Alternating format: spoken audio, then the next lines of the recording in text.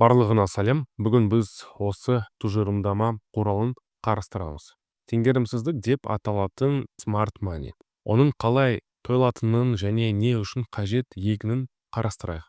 Пайдаланылады және жалпы неден бастайық. Теңгерімсіздік бұл белгілі бір сегменттегі бағаның теңгерімсіздігі. Графикте кіші диапазон бар. Өтімділік дәл осы шам қалыптасу сәтінде.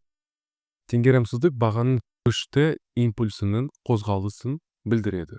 Әрқашан дерлік блокқа оралады. Кез келген үрдісті болашақта жалғастыру үшін контекст және тағы басқа. Теңгерімсіздікті қалай дұрыс белгілеуге болады? Бізге бірінші керек 3 шам. Бір оның импульсы болады. Содан кейін таңдау жасау үшін шаршы құралын қолданамыз. Теңгерімсіздікті атап өтуді бастайық. Яғни бізге қажет деректерді құрайтын бірінші шам.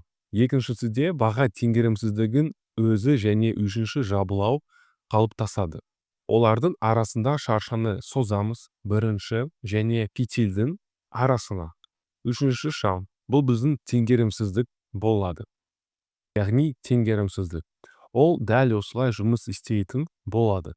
Бір жағдайға ұзақ бағыт көрейік. Бізде бұл мысал бар делік.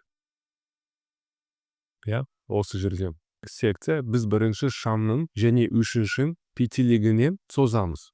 Шамдар, екінші шамда біздің теңгерімсіздік қалыптасады. Тағы бірнеше мысалды қарастырайық. Жақсы жұмыс делік теңгерімсіздік.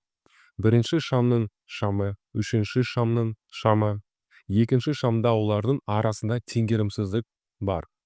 Ең бастысы теңгерімсіздікті жабуға болады. Мұқабаны белгілейтін екі негізгісі бар.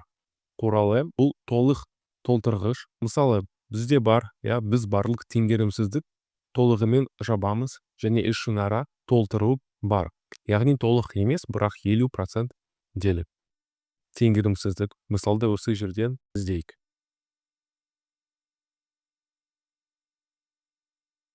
Біз талдаған мысалды айтайық. Біз осындамыз теңгерімсіздікті небәрі 50%-ға жапты. Оған жарты жолда кеткен баға бар.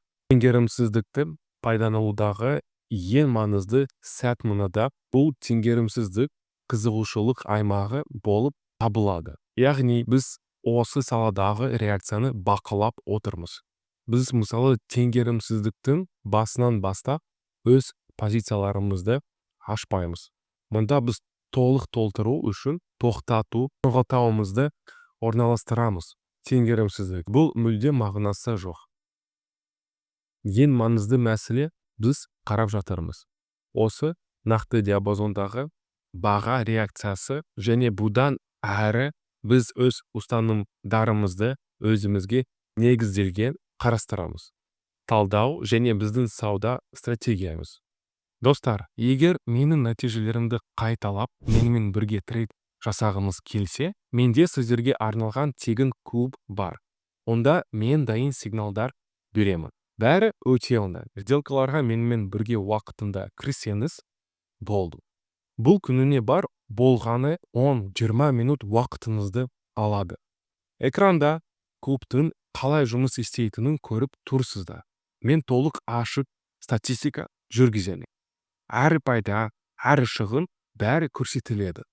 Біз күн сайын трейд жасаймыз және тұрақты түрде 70-85% прибыльді сделкалар аламыз. Менімен бірге трейд бастау үшін сізге тәжірибеге трейдинг бойынша терім білімде қажет емес. Ең бастысы сделкаларды қайталауды және риск менеджментті сақтауды үйрену. Осы үшін мен командам егжей-тегжейлі нұсқаулықтар мен куратор тарапынан жеке қолдау дайындаған. Сұрақ туындаса әрқашан жаза аласыз және көмек аласыз. Мен $300-500 депозитпен бастауды ұсынамын. Сонда біз барлық ережелермен қауіпсіз түрде сауда жасай аласыз. Басқа қатысушылар қазірдің өзінде біздің сделкаларды қайталап, әр сделкадан $50-100-300 және одан да көп табыс табуда. Видео астындағы сілтеме арқылы телеграмға жазыңыз, сізге клубқа қосылуға көмектеседі.